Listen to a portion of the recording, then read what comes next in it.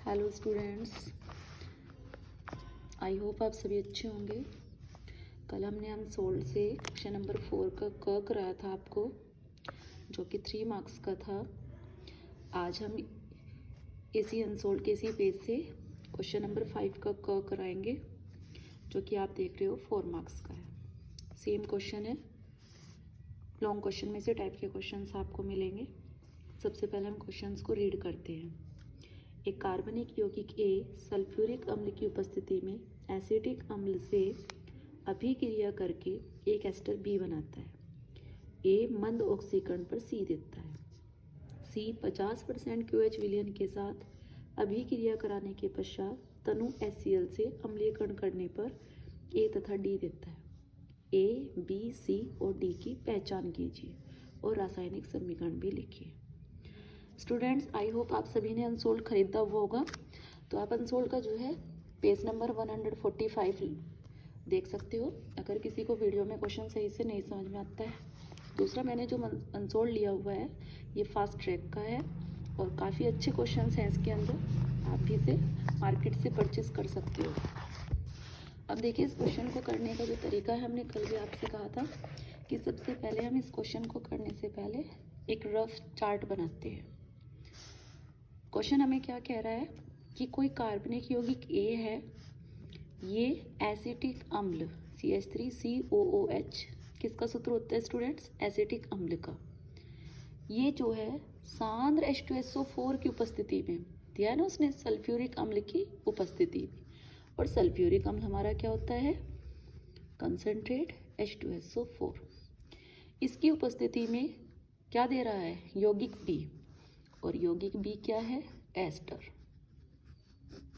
That's clear. Again वो क्या कहता है कि A मंद ऑक्सीकरण पर C देता है। अब हमें यौगिक A का क्या कराना है? मंद ऑक्सीकरण, और मंद ऑक्सीकरण पर क्या दे रहा है ये? C। आगे देखिए, C 50% QH विलयन के साथ, तो इसने क्या कहा है कि C 50% KOH विलयन के साथ क्या दे रहा है? अभिक्रिया कराने पर, और इसे तनु भी करना है हमें। तनु किसकी प्रेजेंस में करना है? HCl, तनु HCl लेना है, से अम्लीकरण करना है। और ये क्या दे रहा है हमें? A+T, 2 यौगिक दे रहा है। तो देखिए, हमने ये रफ चार्ट बनाया है। ये रफ चार्ट आपकी काफ़ी हेल्प करेगा। सबसे पहले कल हमने देखिए कहा था आपसे कि एसिटिक अम्ल और अल्कोहल आपस में जब क्रिया करते हैं तो एस्टर बनाते हैं। अब यहाँ पर ये ध्यान देना है कि अल्कोहल कौन सा लेना है। तो हम सबसे पहला जो अल्कोहल है वो यहाँ पर रखते हैं, और सबसे पहला अल्कोहल हमारा कौन सा है? Maithil alcohol CH3OH। माना ये हमारा क्या है? मैथिल अल्कोहल। अब इसकी क्रिया हमें किससे करानी है?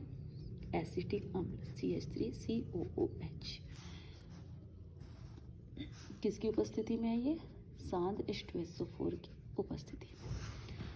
अब देखिए, जब मैथिल अल्कोहल एसिटिक अम्ल के साथ क्रिया करता है तो आप सभी को पता है मैथिल अल्कोहल का OH और एसिटिक अम्ल का H जल के रूप में बाहर रिमूव हो जाता है।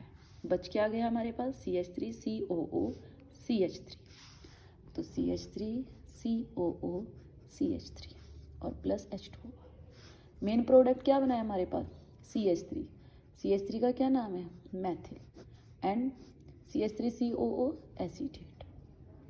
क्या कहा उसने? कौन है ये? B। और B क्या है? एस्टर। तो सिद्ध हो गया कि हमारा B क्या है? एस्टर। चूंकि एस्टर का जो क्रियात्मक समूह है वो क्या होता है? COO। आगे क्वेश्चन क्या कहता है कि अब A का ऑक्सीकरण कराइए। A कौन है? मैथिल अल्कोहल। तो इक्वेशन का दूसरा पार्ट देखते हैं। इक्वेशन का दूसरा पार्ट क्या कहता है? मैथिल अल्कोहल CH3OH, इसका क्या कराना है? ऑक्सीकरण। जब मैथिल अल्कोहल का ऑक्सीकरण होता है तो C बनता है, और C पर यहाँ क्या देगा? ये एल्डिहाइड। क्योंकि कल हमने आपसे बताया था कि अल्कोहलों का ऑक्सीकरण कराओगे तो क्या बनेंगे? एल्डिहाइड, और एल्डिहाइडों का ऑक्सीकरण कराएंगे तो कार्बोक्सिलिक अम्ल। तो साथ में यहाँ पर हमें क्या प्राप्त होगा? H2O जल। ये किसके ऑक्सीकरण से प्राप्त हुआ है? ए के। और क्या नाम दिया है इसका? सी। आगे देखिए थर्ड पार्ट क्या कहता है इक्वेशन का, कि जो हमें सी प्राप्त हुआ है इसकी क्रिया हमें कास्टिक अक्षार से करानी है। तो सी क्या है हमारा? HCHO। किससे अभिक्रिया करानी है? KOH से। किसकी उपस्थिति में करानी है ये अभिक्रिया? डाइल्यूट HCl की प्रेजेंस में। अब थोड़ा सा अगर आप सभी को याद हो, एल्डिहाइड के चैप्टर में एक बहुत इम्पोर्टेंट इक्वेशंस आप सबने की थी और इक्वेशन का नाम था स्टूडेंट्स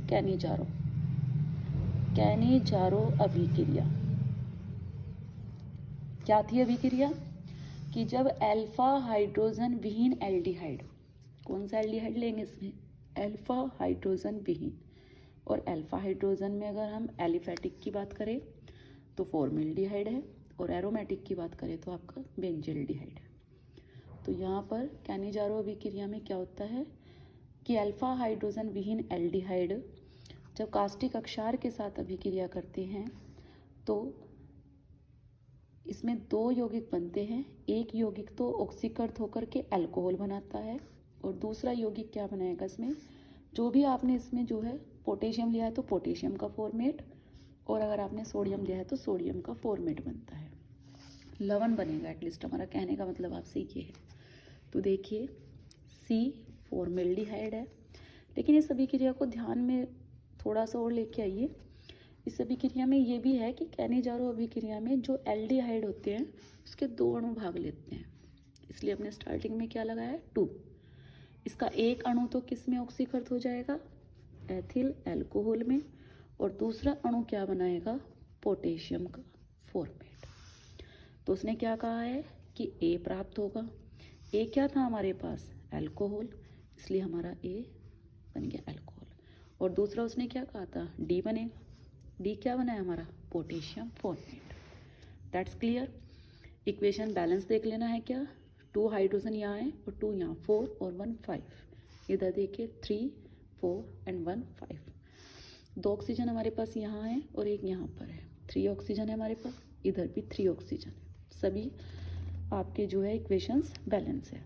अब देखिए लास्ट में जो हमने आपसे कल भी कहा था कि क्वेश्चन के कंप्लीट होने के पश्चात आपको ये जरूर मेंशन करना है ABCD। ए पर हमें क्या प्राप्त हुआ है? मैथिल अल्कोहल। बी पर हमें क्या प्राप्त हुआ है? मैथिल एसीटेट। एंड सी पर हमें क्या प्राप्त हुआ है? Formaldehyde. And last students D पर हमें क्या प्राप्त हुआ है? Potassium format. इस तरह से ये क्वेश्चन आपको बहुत अच्छे से अटेम्प्ट करना है। आई होप आप सभी के क्वेश्चन बहुत अच्छे से क्लियर हुआ होगा।